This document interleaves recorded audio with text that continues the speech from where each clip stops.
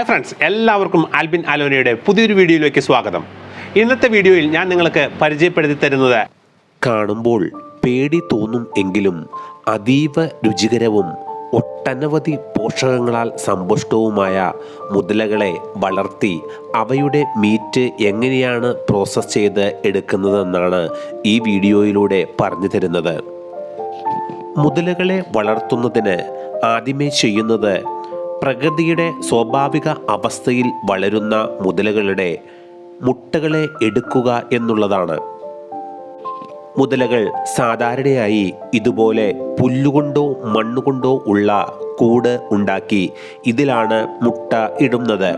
ഈ മുട്ട ഇട്ട ശേഷം ഇവ മണ്ണുകൊണ്ട് മൂടി ഭദ്രമായി സൂക്ഷിക്കുന്നു.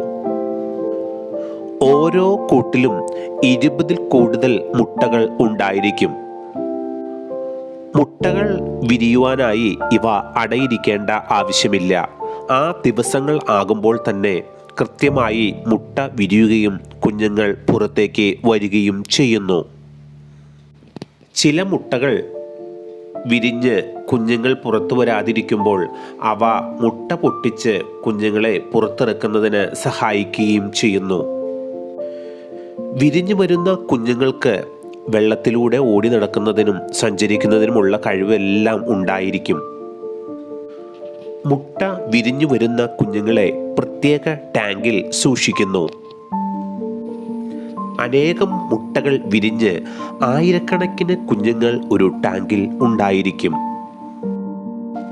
മുട്ട വിരിഞ്ഞു വരുന്ന കുഞ്ഞുങ്ങൾക്ക് പ്രധാനമായും പന്നിയുടെ പൊടിച്ച മാംസമാണ് നൽകാറുള്ളത്.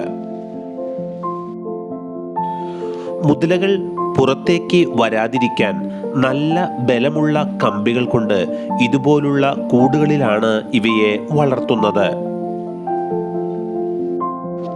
മുതലകൾ വലുതായി അവയുടെ ഭാരം കൂടുന്നതനുസരിച്ച് ഇവയെ മറ്റ് കൂടുകളിലേക്ക് മാറ്റുന്നു. മുതലകൾ സാധാരണ രീതിയിൽ 1 മുതൽ 3 വർഷത്തിനുള്ളിൽ വളരെ വേഗത്തിൽ വളരുന്നതായി കാണപ്പെടുന്നു. ഈ സമയങ്ങളിൽ ഇവർ ഭക്ഷിക്കുന്ന ആഹാരത്തിൻ്റെ അളവ് വളരെ കൂടുതൽ ആയിരിക്കും.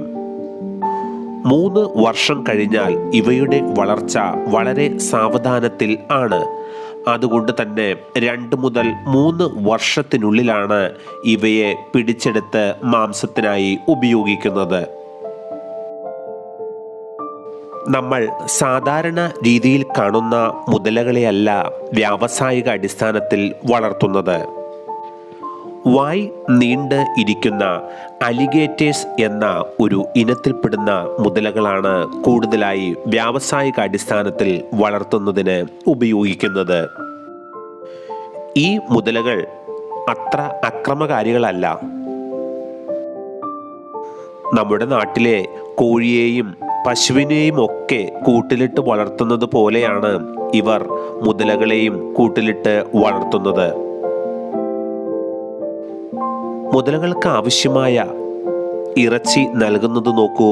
ആ കൂട്ടിൽ ഇറങ്ങി അവയുടെ തൊട്ടടുത്താണ് ഇറച്ചി ഇട്ടുകൊടുക്കുന്നത്. ഓരോ ദിവസത്തെയും മുതലകളുടെ ആഹാരത്തിനു വേണ്ടി ആയിരക്കണക്കിന് കിലോഗ്രാം ഇറച്ചി വേണ്ടിവരും. ഇറച്ചിക്ക് വേണ്ടി മാത്രമല്ല മുതലകളെ വളർത്തുന്നത്. ഇവയുടെ തോലിനും നല്ല വില ലഭിക്കുന്നുണ്ട്. മുതലയുടെ ഇറച്ചിയുടെ രുചി നമ്മുടെ നാട്ടിലെ അധികം പ്രായമാവാത്ത കാളകളുടെ ഇറച്ചിക്ക് സമമാണെങ്കിലും കോഴിയിലും പന്നിയിലും അടങ്ങിയിരിക്കുന്ന പ്രോട്ടീനേക്കാൾ ഒട്ടനവധി പ്രോട്ടീനുകളാൽ സമ്പുഷ്ടമാണ് ഇവയുടെ ഇറച്ചി. പ്രത്യേക ഫാക്ടറികളിലാണ് ഇവയുടെ മാംസം പ്രോസസ് ചെയ്ത് എടുക്കുന്നത്. ക്രൊക്കഡൈലിൻ്റെ തുകൽ നല്ല വില ലഭിക്കുന്നത് കൊണ്ട് തന്നെ അത് കേടുകൂടാതെ ആദ്യമേ വേർപെടുത്തി എടുക്കുന്നു. പിന്നീട് നന്നായി ക്ലീൻ ചെയ്ത് ആന്തരിക അവയവങ്ങൾ എല്ലാം നീക്കം ചെയ്ത് മീറ്റ് മാത്രമായി എടുക്കുന്നു.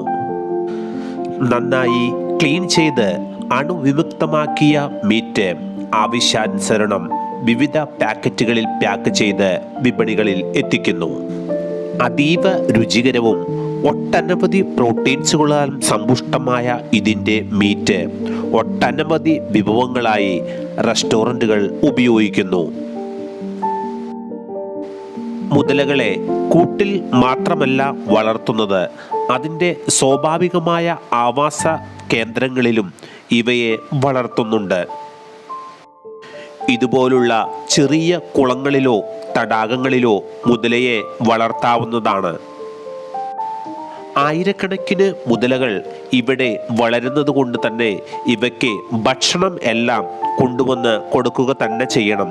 എങ്കിൽ മാത്രമേ ഇവ വളരെ വേഗത്തിൽ വളരുകയുള്ളൂ.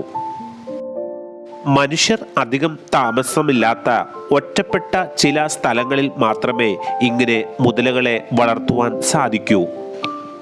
സ്വാഭാവികമായ ഇവയുടെ ആവാസ സ്ഥലത്ത് ഇവയെ വളർത്തി എങ്കിൽ മാത്രമേ കൂടുതലായും മുട്ട ലഭിക്കുകയുള്ളൂ. മുട്ടകളുടെ ഉൽപാദനത്തിനായി ഇവയെ വളർത്തുമ്പോൾ ഇവ തൊട്ടടുത്തുള്ള കാടുകളിലും കരിയിലുകളുടെ ഉള്ളിലുമെല്ലാം മുട്ടയിട്ട് അതിൻ്റെ വംശവർദ്ധനവ് സാധ്യമാക്കി തരുന്നു. ഇങ്ങനെ ഇടുന്ന മുട്ടകളാണ് പെറുക്കിയെടുത്ത് വിരിയിച്ച് പുതിയ കുഞ്ഞുങ്ങളെ ഫാമുകളിൽ വളർത്തുന്നതിനായി ഉപയോഗിക്കുന്നത്. അതീവ രുചികരവും ഒട്ടനവധി പ്രോട്ടീൻസുകളാൽ സമ്പുഷ്ടവുമായ മുതലയുടെ ഇറച്ചിക്ക് ആവശ്യക്കാർ ധാരാളമാണ്. എന്നാൽ മിക്ക രാജ്യങ്ങളിലും ഇതിൻ്റെ ലഭ്യത വളരെ കുറവാണ്. ഇറച്ചിക്കായി വ്യാവസായിക അടിസ്ഥാനത്തിൽ ഇതിനെ വളർത്തുന്നുണ്ട് എങ്കിലും വളരെ കുറവ് മാത്രമേ ഇങ്ങനെ വളർത്തപ്പെടുന്നുള്ളൂ.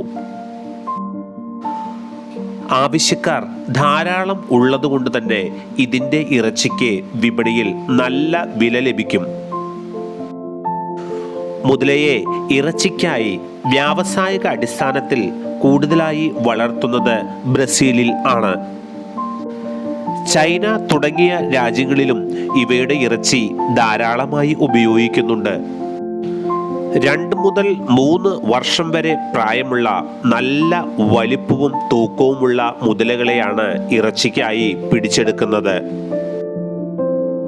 ഇങ്ങനെ പിടിച്ചെടുക്കുന്ന മുതലകളുടെ കൈയും കാലും വായുമെല്ലാം കയറുകൊണ്ട് കെട്ടി ജീവനോടെയാണ് ഫാക്ടറികളിൽ എത്തിക്കുന്നത്.